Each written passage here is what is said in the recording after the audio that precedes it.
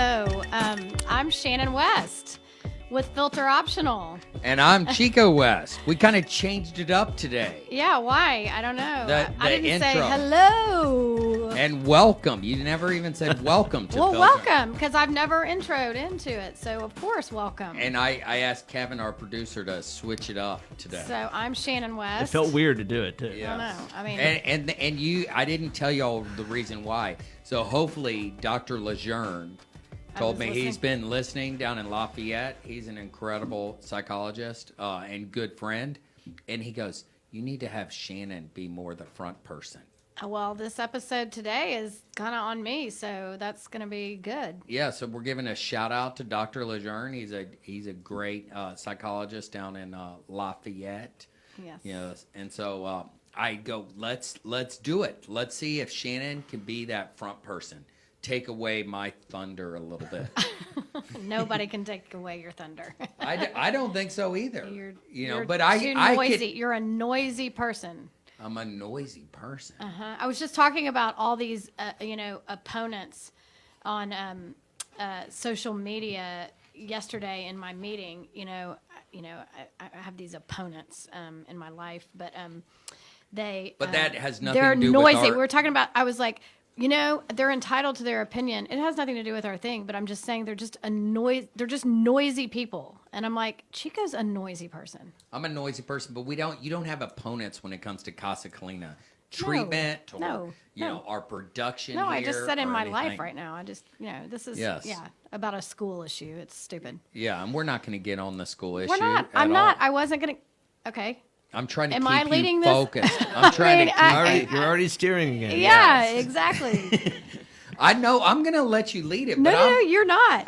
it's going to be hard sitting in this chair to step back and let you lead. Yeah, I do. I know. You're already struggling with it. I am struggling. Are you going to give me opportunity though? Can I engage in this? Yes. in Okay. this So here's the episode? thing. It's You're this time still of year. here. Listen. Yeah. Listen.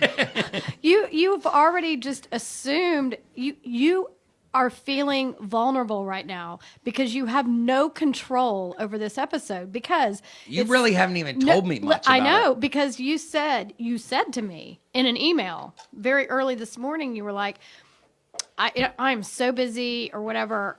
We need to do an episode, but I really can't contribute. Like, that's what you said to me. I don't So- think I used the word contribute. Not contribute. I didn't You say said I can't do a topic. Like you I think of a topic. Yeah, or I go, think of you run with the topic. I will Right. add in. You kind of gave me a little heads up no, about but today. but I changed. Oh, you changed midstream since Yeah, we because talked I 30, reflect. 45 minutes. I meditate and I reflect and I came here early to kind of think Gather about your things thoughts. and And I came in hot. yes, and you were trying to relinquish control of the show to me, but you didn't. It lasted about 30 He seconds. couldn't do it. Kevin, Yeah. you turned your mic off. all right, now, I'm on. now See, turn he your wants mic off. control. Yeah, that is. I do struggle with that. funny. I'm hoping. I don't know what the topic is. I hope it's not about me being in control. No, but it could turn into that, and we can do 2 episodes. Who needs a wardrobe change? We can just go. Go, just make it Just do flow. 2. No. Yes, I struggle So- with it. I will admit. Okay. Yeah. So can I visit with you, and you can Interject. engage? I'd love to have your raw engagement. Like it's going to be like completely, like your true thoughts off the top of your head because you really don't know what's going to. But you know what I struggle with though. What? Man, I've shared this before. When I remind you, you'll go, oh, yes. I've struggled with this my whole life. First thought wrong.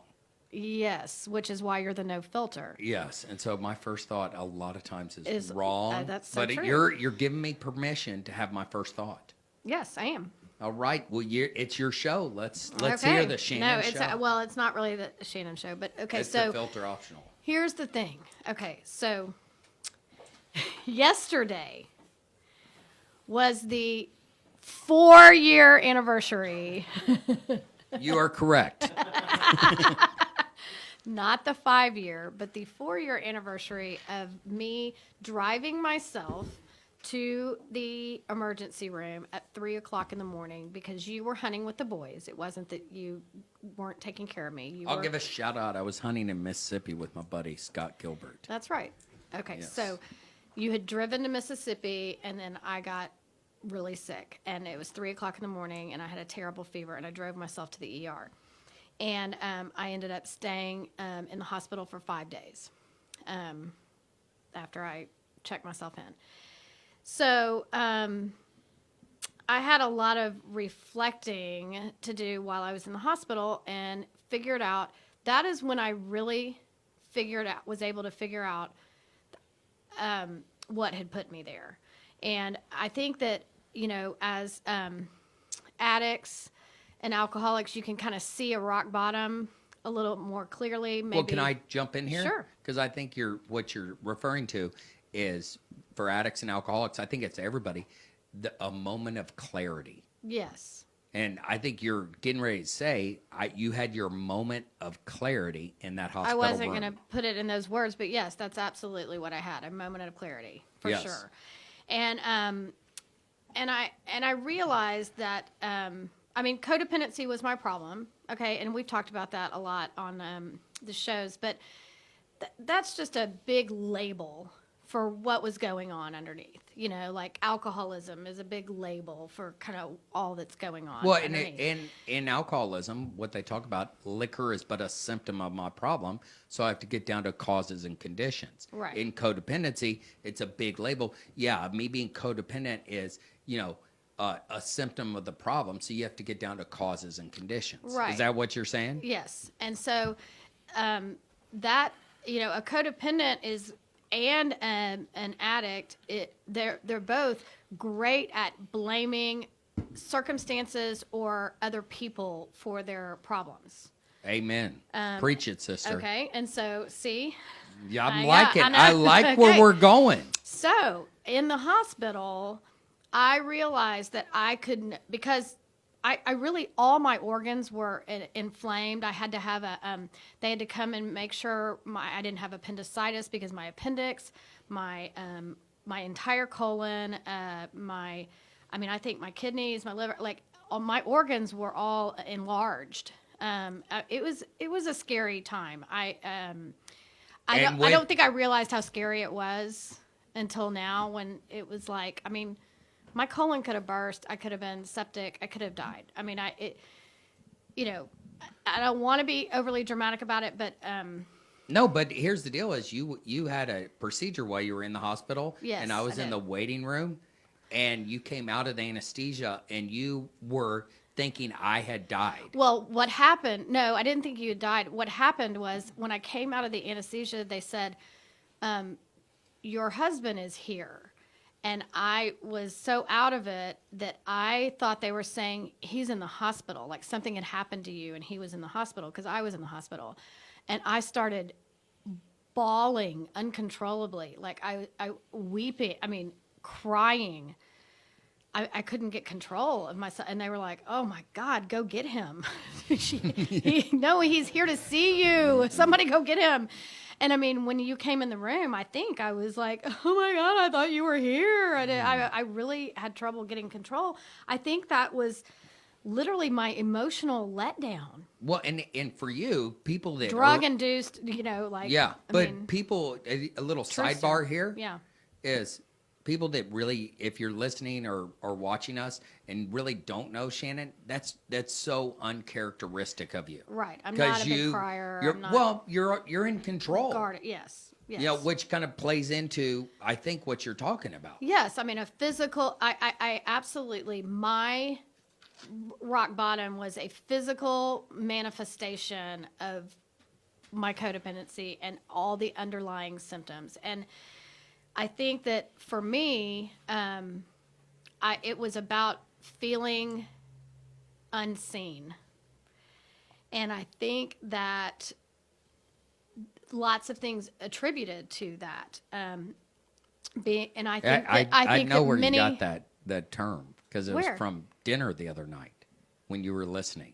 Oh no, I didn't Okay. get it from that. Interesting. Because when we went to dinner with Well, I don't- our friends from LA the other Yes. night, She talked about the work she was doing and how those people wrote her letters and they saw her. You know, she felt seen. Oh, For yeah, the first I time. truly did eight not. people in her life that were very meaningful. Yes, I really, no, I didn't get it from that. I Oh, got cool. it. But cool that Yeah, you're I mean, saying that. I actually got it from more is not struggling with friendships, but trying to kind of put friends in different categories and have grace for their journey. Like a lot of people, a lot of friends in my life are maybe aware that they have some issues. And they're working on it. Some of them are totally unaware, and I have to be gracious to maybe just pray for them that they figure out before they're hospitalized, or whatever. But so that's what led me to feeling unseen, because I just think that women in friendships, we women in general, we want to fix people's feelings. Okay, so men aren't as emotional or in touch with all their feelings, but women want to fix feelings. I mean, What? okay, so you go ahead and interject. Okay. Because I agree with your statement. You know that you can correct it. I do agree with your statement that women want to fix, their other friends' feelings, and kind of it's that natural caretaking, the way God, designed y'all. You bear children, Right. you feed them, you nurture them. It's that natural, progression of life. But as your kids get older, it plays out in all areas of your life, Right. not just with your kids when they're infants and need that. Yeah. It plays out. So there's that natural kind of caretaking, kind of mama bear mentality. Yeah. And I think guys, I struggle with the statement guys aren't in touch. I think guys have a hard time expressing or identifying their feelings. Yes. And so it's different. Women are much more verbal and talkative. Yes. Okay. I think where I'm going though is that so feeling unseen in work. Okay. So I think I have felt unseen my entire life, and I think that applies to girls and women way more than it does men and boys, because even as a little girl, you would be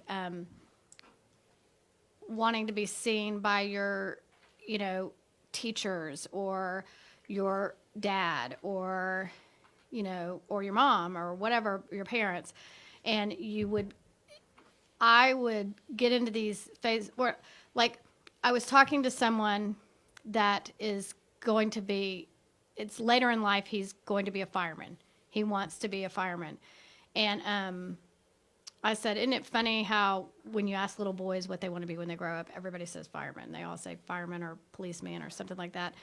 And how cool that you're, doing that or whatever. And I was like, yeah, when I was a little girl, it was teacher or nurse. Like, that was it. Like, there was no other answer really. And so I think it's a struggle for women to feel seen in their work, in schooling, in their relationships, in their marriage, and with their kids, because we don't have time to be seen. Yeah, and it's funny. I like that you say that. I don't know if it's funny. That's a wrong statement. But it's interesting that you say that you want to be seen. Because remember years ago, John Eldridge, the book Wild at Heart? Yes. Yeah, and Wild at Heart is really talking about men.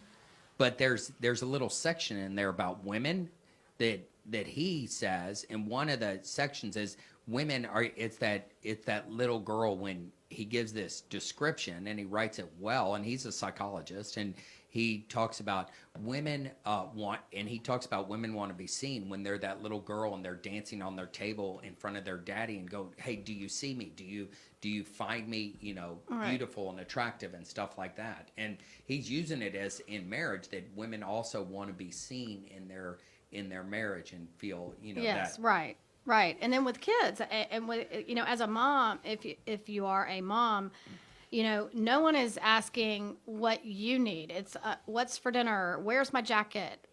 Who's taking me to school? There's just really no time for you to be seen. And, men, I find with you and I, or whatever, in my life, the way that it's manifested for me not being seen is you not having to check with anyone to make plans for yourself. And I've told you that Yeah. throughout our entire marriage.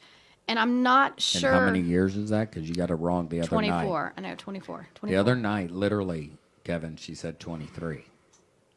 And it was not That's me. kind of like the 5 years, 4 years thing. It is. Yeah. It is. Maybe it's subconscious for me because if we're coming up on 25 and he's not going to do shit for our anniversary, and I'm like, it's a big one. Maybe I want to set it back. I want to set it back a little bit.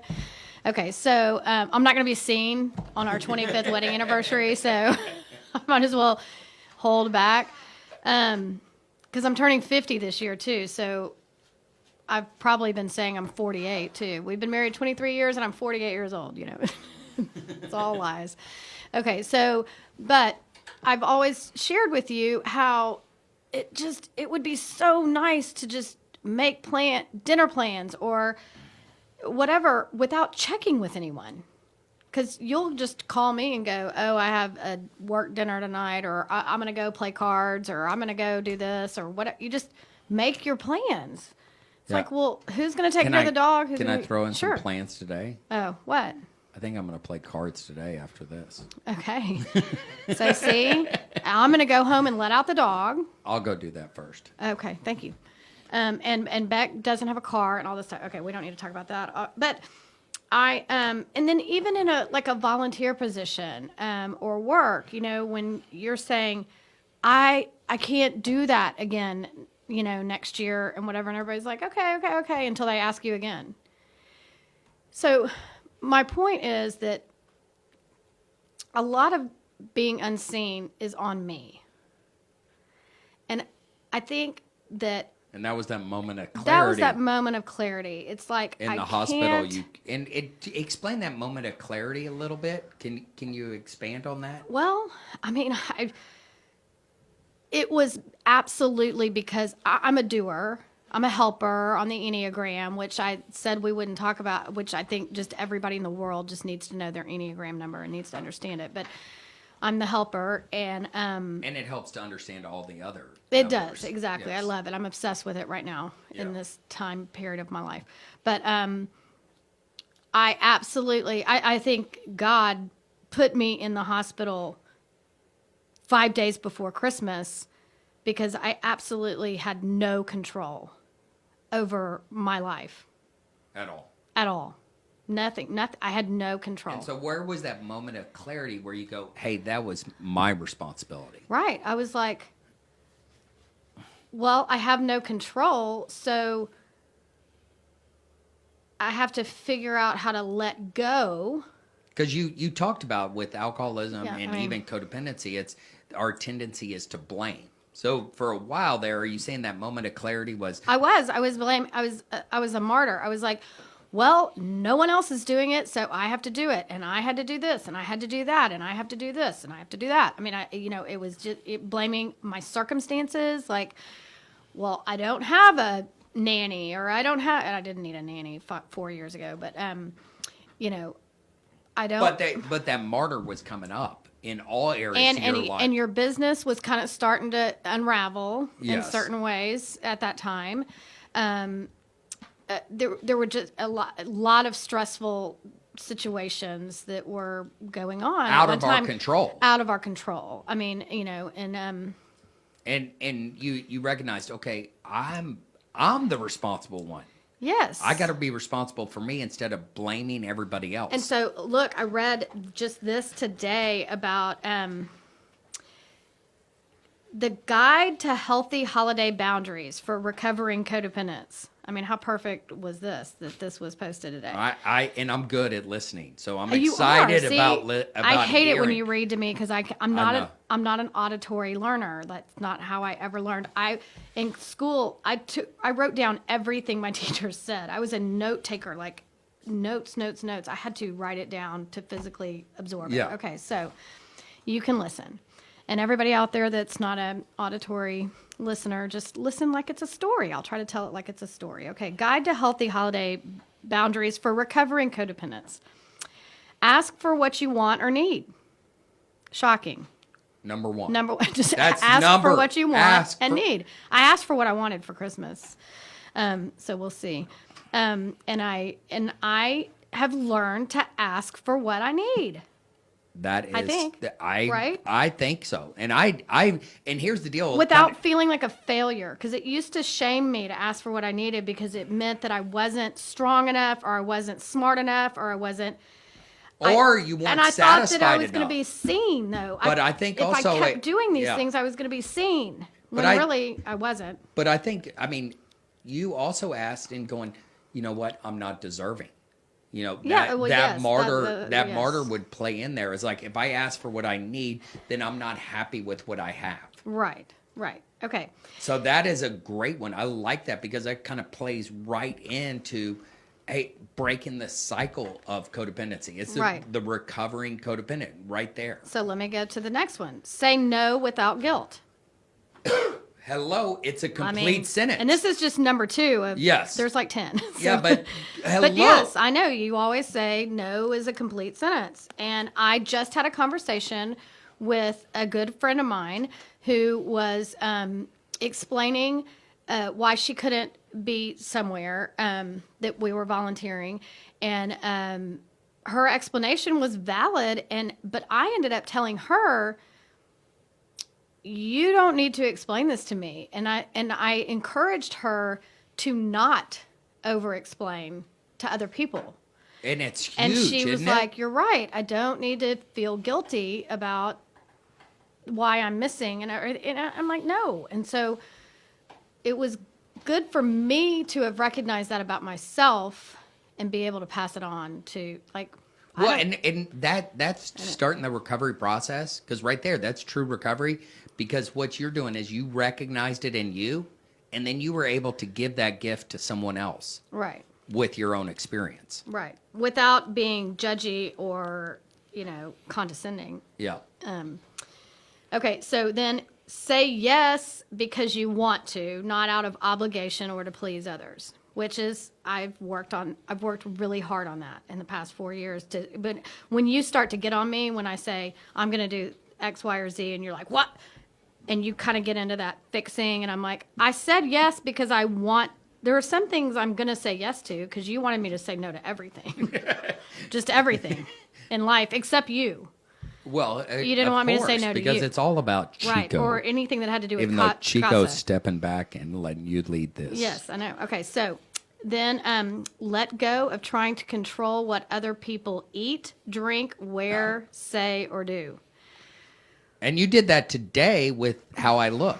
I did. You've let go that I have my hat on backwards and my hair's all jacked up. That's so true. But I have let go of trying to control what you wear. Yes. Let's just be honest. Yes. I let you And do I- whatever you I- want to, and then other people comment, and I let other people shame you. And can I make an observation? Yes. The more you've let go, the more I've asked, what do you think how this looks? I've actually sought your opinion. That's true. You know? Okay, And that's so true. it kind of goes, it ends up getting what you want when you begin to let go. Yes, that's true. Okay. So be empowered to skip, go late, leave early, or drive your own car to holiday parties. Awesome. Bam! Awesome. I said no to a couple of functions that I literally, like, I used to recovery. I would look at an Evite and I would really struggle with what I was going to say if I said no. I would either say yes and then be tortured, or I would say no, but I would have a really good excuse, a really good reason. Yeah. And I'm like, I don't, You don't those, need a those reason. thoughts don't even cross my mind anymore, though. I pull up an Evite and I'm like, yes or no. Amen. It doesn't matter why or what, And if I show up late or what, I don't know. It's good.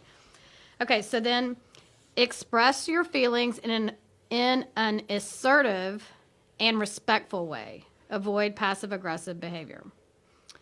I've seen you really work on that. Yeah. And I think you struggled with that a long time pre-recovery. Yeah, probably. I don't like to think of myself as passive aggressive because I hate people that are. I don't hate people that are passive aggressive. I hate passive aggressiveness. It drives me nuts. I'd rather be more transparent and.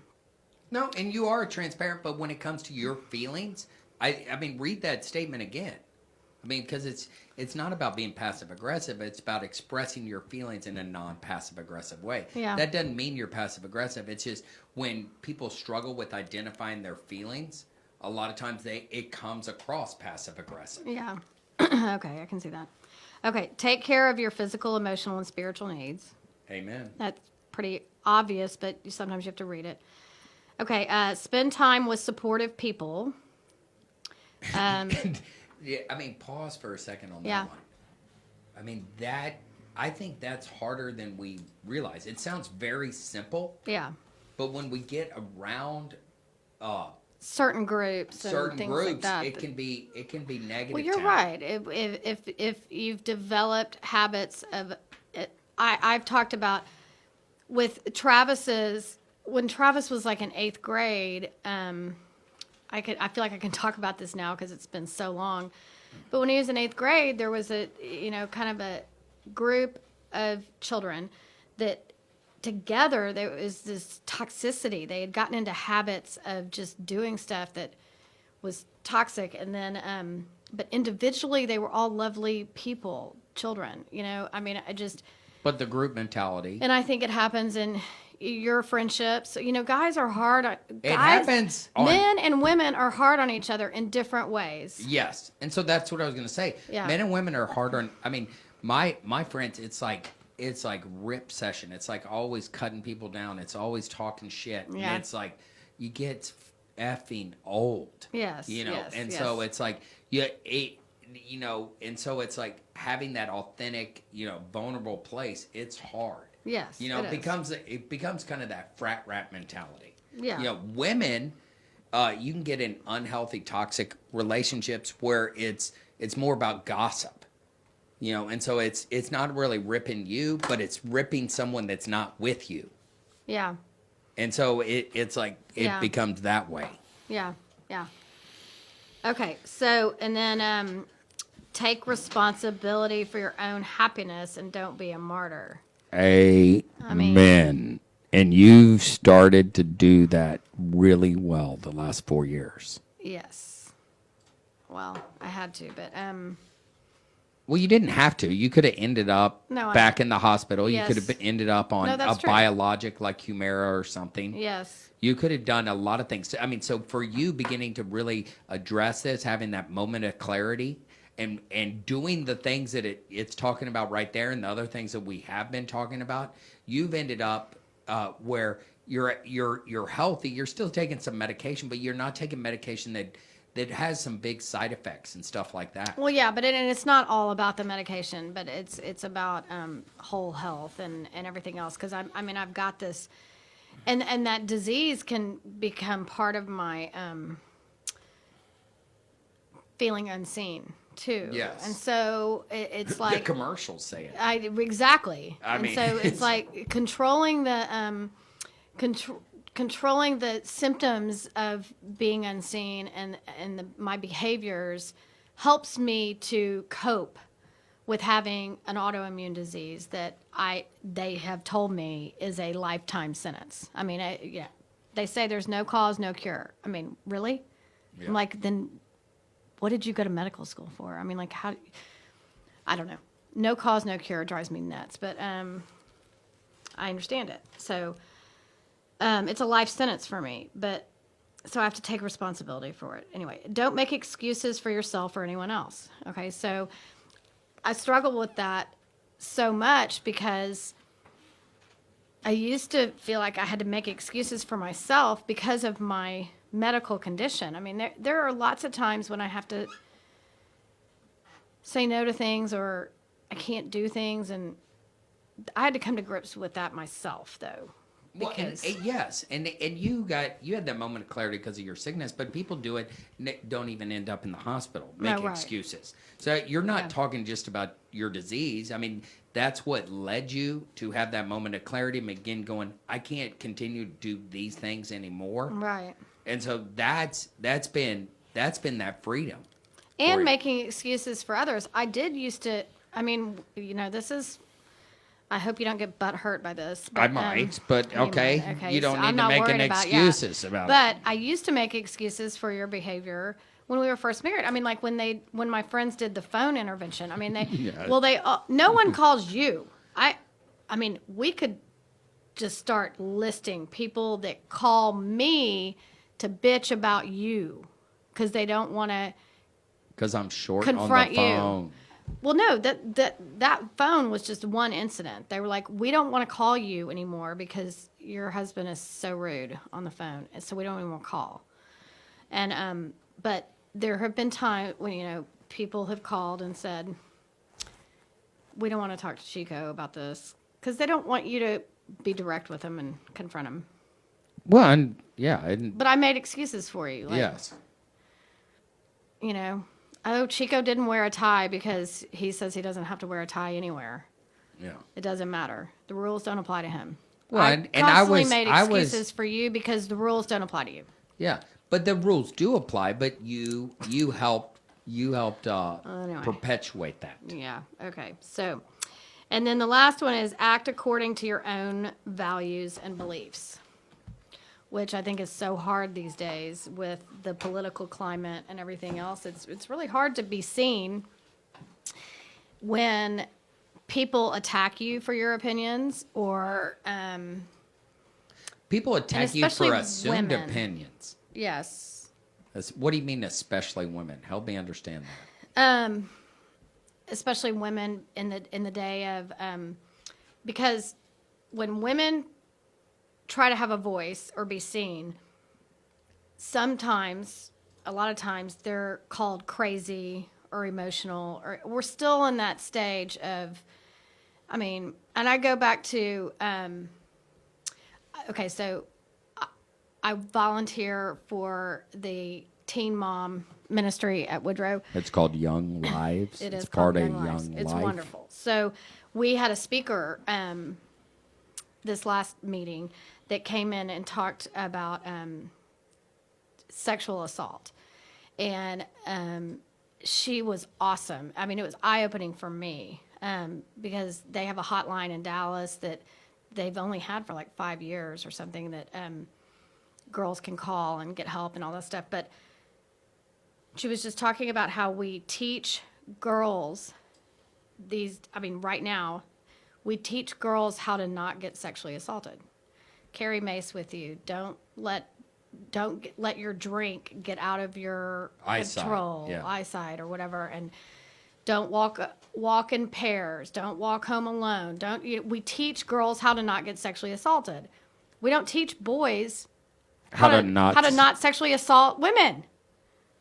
And so when women are sexually assaulted and they speak out, even down to that, we talked about the reporter that was covering the marathon and she got slapped on the ass. Yes. That guy was arrested.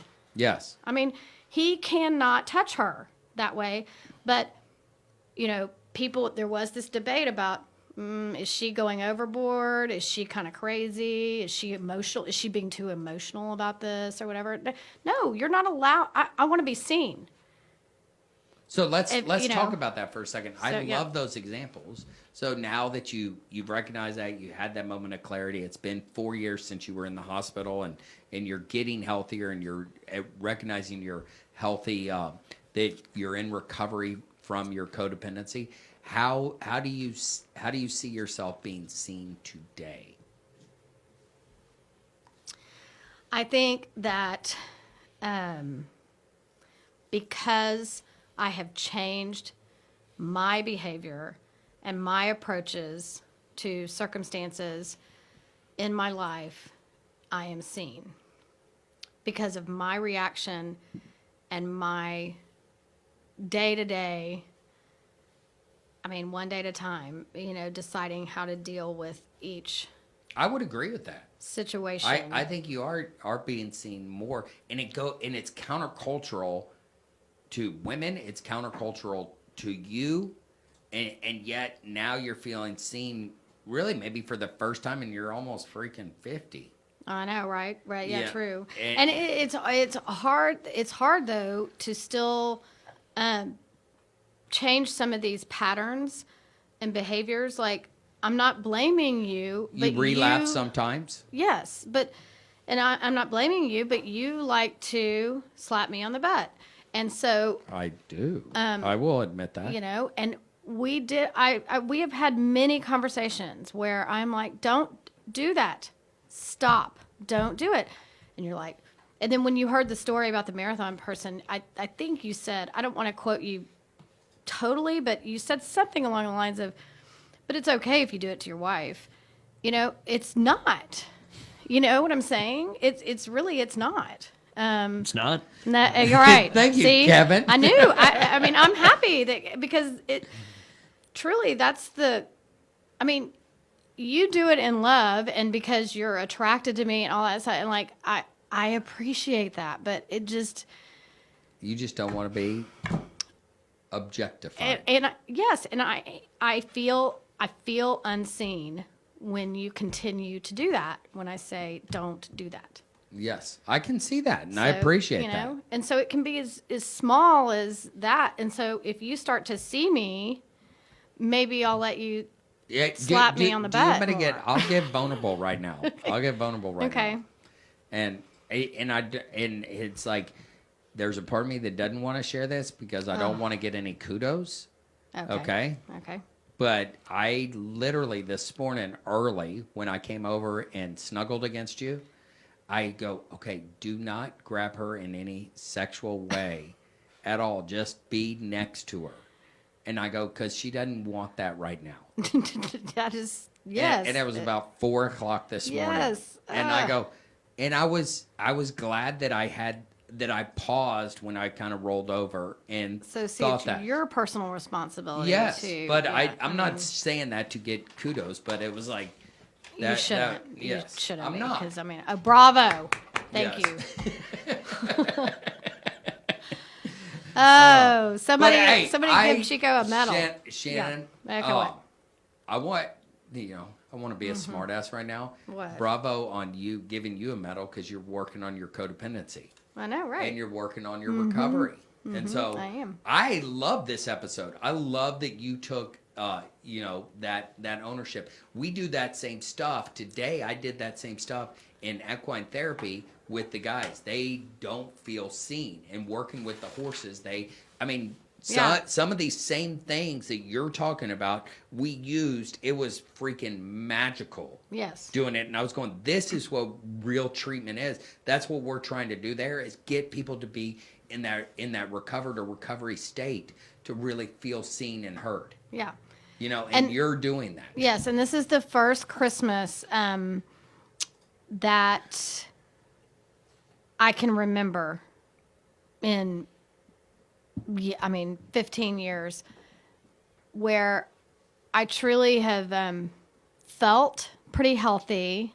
Like I'm just looking forward to enjoying our family. And I know I told you that. I mean, it's going to be a very bougie Christmas around our house because I kind of went to town on the gifts and not because I think material things or gifts are important or anything like that, but it's just, it's kind of a statement of my energy right now and maybe around your the love, holidays. too. And my love language is to see a smile to see some shock on our kid's face. Like, oh my God, Damn. Mom actually got that. That's so awesome. I'm I'm really going to be looking shocked forward too to because I have no You are. idea. You're gonna what you you're gonna got be for shocked because kids. you're gonna have to pay for it in January.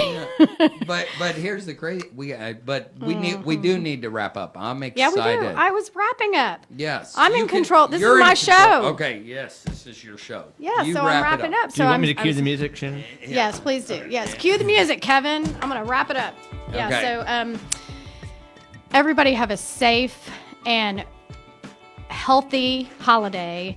and try to look at your own feelings and do what's best for you. Take care of yourself. Look in the mirror and take care of yourself. Can we wish people Merry Christmas? Take a little time to enjoy the view. Yes. And the greatest gift we were given yes. is the birth of Jesus. Oh, see, Chico's ragging on my closure. Yes. No, Okay. I'm not ragging on your It's closure. Jesus' birthday, so Yes. happy birthday to Jesus. Happy birthday, yes. Jesus. Yes. Shannon, you got to say the final word.